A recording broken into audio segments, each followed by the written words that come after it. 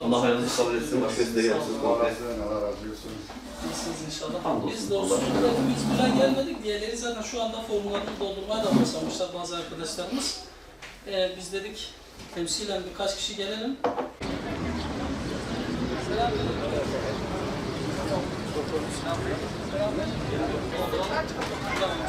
Şöyle.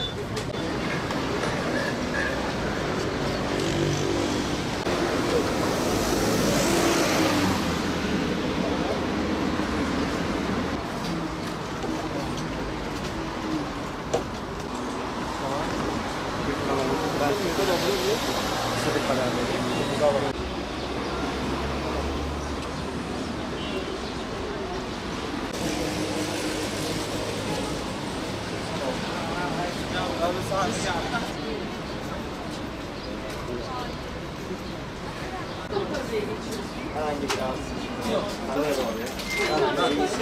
İyi hissediyorum. Allah.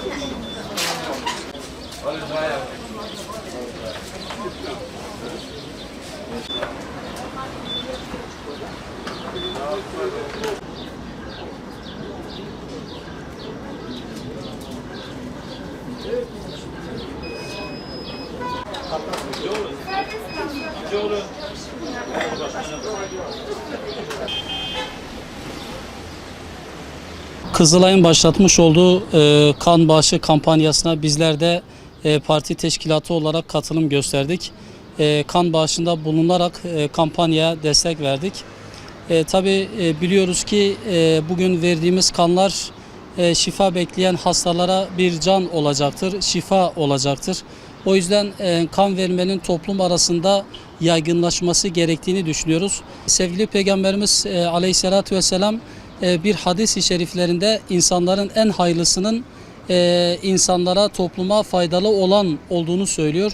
Dolayısıyla kan vermek de topluma ve insanlara fayda sağlamaktır. Bizler de bu şuurun toplum arasında oluşmasını, yaygınlaşmasını istiyoruz. Bu doğrultuda da kan bağışında bulunduk. İnşallah bundan sonra da bu tarz hayırlı çalışmalara öncülük etmeye ve hayırlı kampanyalara destek vermeye devam edeceğiz.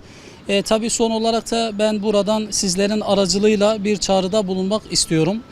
Malum Batman halkı için bir kampanya başlatılmış. Kızılay'ın başlatmış olduğu bu kampanyaya halkımızın da destek vermesini, kan bağışında bulunarak kampanyaya katılım sağlamasını istiyoruz.